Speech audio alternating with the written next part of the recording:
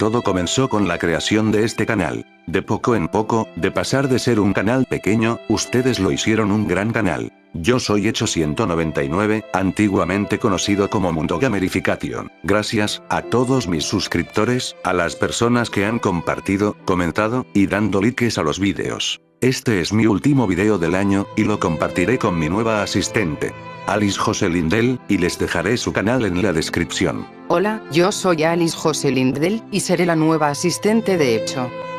Antes de empezar la creepypasta, les deseo feliz año a todos mis amigos que he hecho este año, ya que ellos me han apoyado en este año, y espero que el próximo será mejor.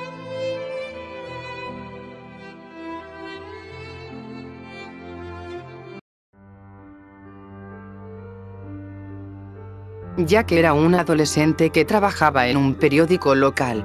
Un día su jefe hizo un anuncio de que Estados Unidos había entrado en la Segunda Guerra Mundial, y Jack, al ser estadounidense, se dignó a inscribirse en el ejército para luchar por su país. Al poco tiempo se hizo amigo de un inglés llamado Luis, el que también se había alistado allí, ya que su pueblo fue atacado y tenía la necesidad de defenderlo. Jack y Luis se hicieron mejores amigos, y todos los demás soldados empezaron a llevarse muy bien, hasta se llegaron a llamarse entre ellos hermanos. Jack y Luis estaban a punto de lanzarse hacia las líneas enemigas, pero al final resultó que el lado enemigo se movió antes que ellos. Gas venenoso fue arrojado alrededor de la base, provocando a Jack que se quedara ciego. Durante el alboroto, Luis recibió un disparo. Ambos fueron enviados a un hospital a unos pocos kilómetros de distancia.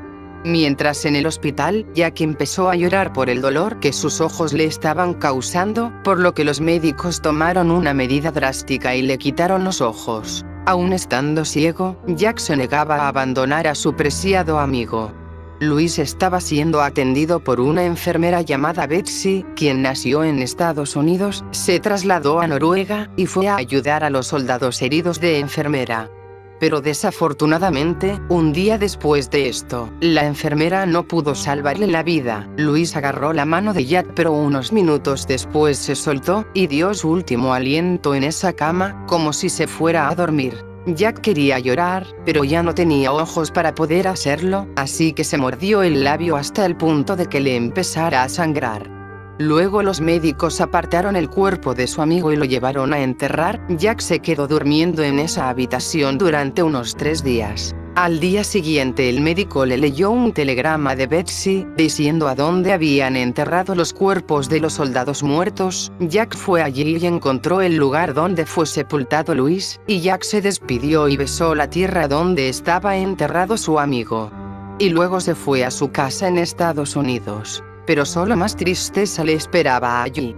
Cuando llegó, su madre lo recibió con lágrimas al ver que él ya no tenía ojos. Luego Jack le preguntó si algo más había ocurrido para que estuviera así, siendo ella normalmente tan alegre y llena de tanta energía. Entonces ella dijo que Marcos, el hermano de Jack, quien trabajaba en una fábrica, había muerto a causa de unas partículas que había impregnadas en el aire. Jack quiso llorar por la pérdida de su hermano, y una semana más tarde lamentó la pérdida de su madre, que se dice que probablemente murió por esa gran tristeza. Jack se había quedado solo, ya que su padre murió de tuberculosis cuando él solo tenía 5 años. Y ahora Luis, Marcos y su madre también habían muerto.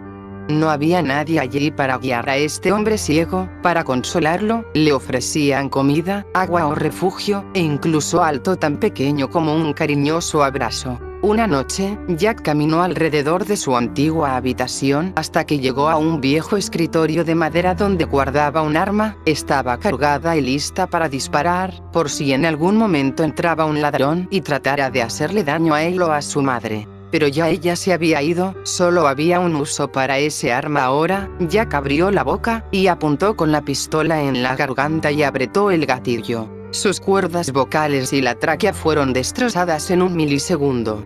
Su cuerpo sin vida cayó al suelo, pero para su sorpresa, se encontró aún de pie. El destello repentino de los disparos le habían provocado algo en su mente que le hizo olvidar todo lo que le había ocurrido antes de su muerte. Estaba confundido en cuanto a por qué lo había hecho.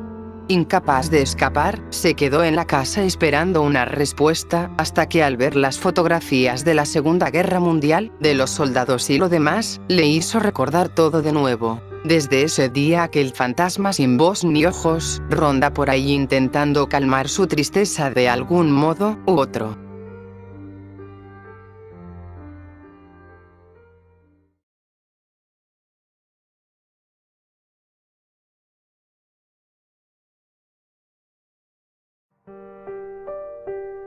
Bueno, mi historia se recrea en la ciudad de Múnich, Alemania. Yo era un joven argentino que viajaba al exterior para poder realizar mis estudios universitarios. ¿Por qué no los realizaba en mi país?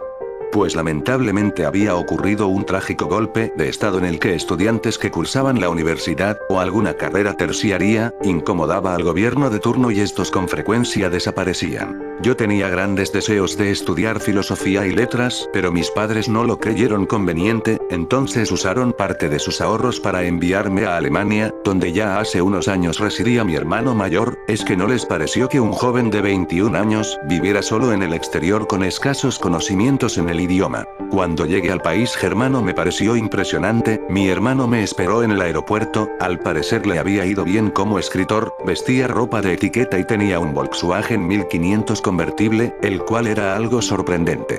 Él me recibió con mucho afecto después de volver a ver a su hermanito que no veía desde hace 11 años, fue una conversación típica de personas que se tienen afecto y no se ven hace mucho. ¿Cómo están mamá y papá? ¿Tienes novia? ¿Haces algún deporte? Etcétera. Me llevo a su casa, un bello chalet lujo, es un agradable barrio, todo era perfecto, él me invitó a quedarme el tiempo que yo necesite, así sean años. De tan bellos recuerdos me cuesta relacionarlos con sucesos tan espantosos que se aproximarían. La primera semana fue de ensueño. Mi hermano me llevó hasta la Universidad Ludwig Maximilians Universität Olnu, Universidad de Múnich.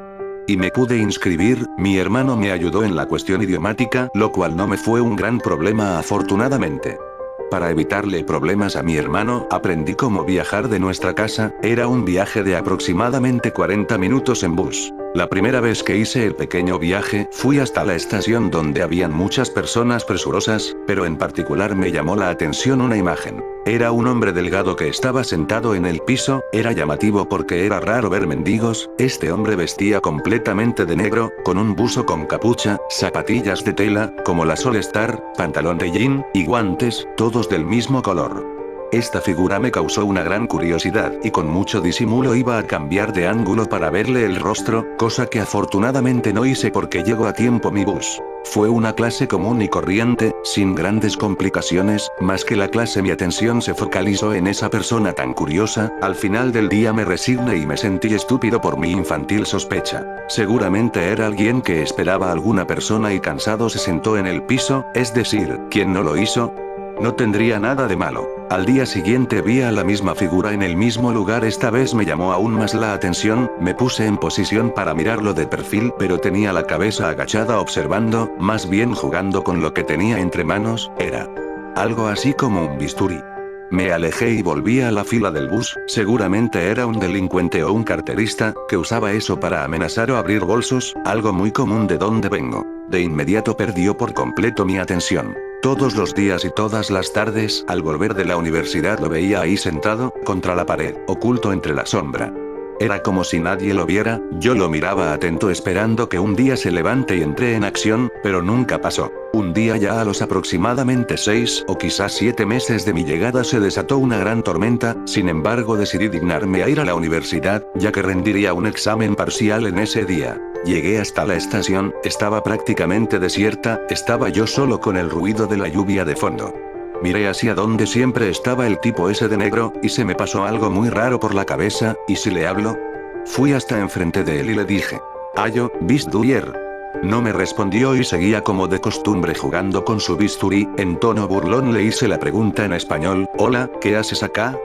Él siguió sin responderme. Por último se lo dije en inglés, preparándome para marcharme.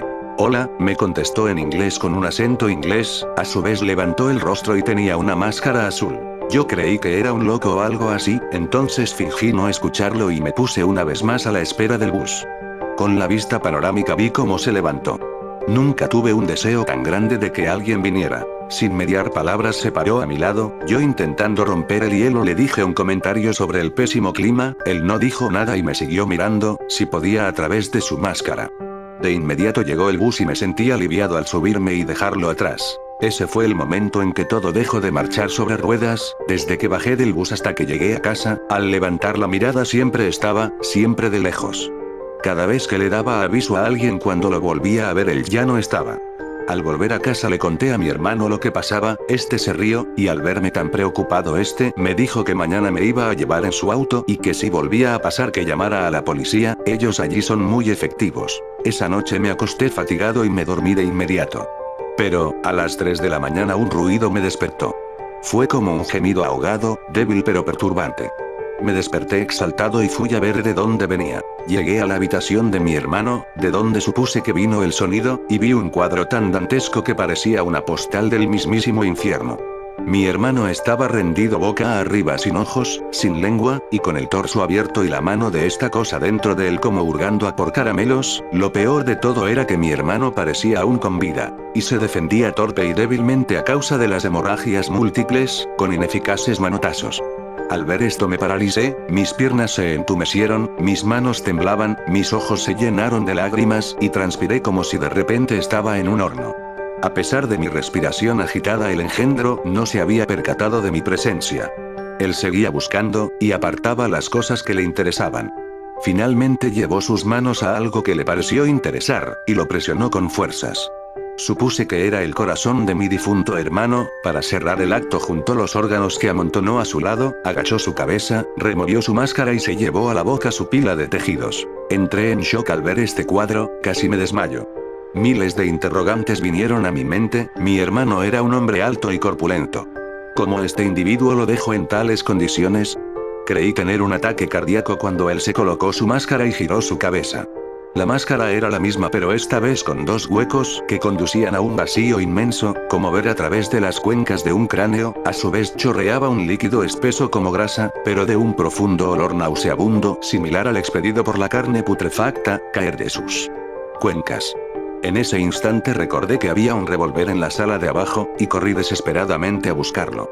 No alcancé a dar 2 pasos largos y sentí un golpe en mi nuca que me derribó. Al caer me volteé, y era él. No tenía lógica como en lo que yo tardé en dar 2 pasos él recorrió 3 metros y sin siquiera agitarse. Se agachó de cuclillas y me observó fijamente, algo del líquido de sus ojos cayó sobre mí y ardió como la peor de las quemaduras. Creí que me quemaría hasta los huesos. En la conmoción acerté a tomar una botella de perfume que se encontraba cerca y se lo lancé, pero no entiendo en qué momento dejó de estar arriba mío. Entonces vi que me miraba a algo así como 1 metro de distancia. Con toda mi desesperación me abalancé sin levantarme del todo por encima del barandal de las escaleras. En la caída creo que me rompí una pierna, pero no me importó. Levanté mi mirada y estaba a tan solo 2 metros. ¿Eso cómo era posible? ¿Cómo bajó las escaleras tan rápido como yo cayendo de ellas? Creí que perdería rotundamente la pelea cuando fue una vez más sobre mí, pero solo me hizo un corte profundo en la mejilla y uno algo superficial en la zona de la frente. Mi rostro se ensangrentó y se volvió a alejar haciendo alarde una vez más su truquito. Me di cuenta que él jugaba a el gato y el ratón conmigo. Pero me dije a mí mismo que esta vez el ratón sorprendería al recordar que venía a buscar. Me dio oportunidad de llegar al arma y lo apunté. En el momento en el que jalé del gatillo, vi como la bala lo atravesó, aunque dio la impresión que solo atravesó ropa y se volvió a transportar. Entendí que no tenía oportunidad de ganar, pero me aferré a mi vida intentando inútilmente taclearlo, porque creí que por la herida de bala se encontraría más vulnerable.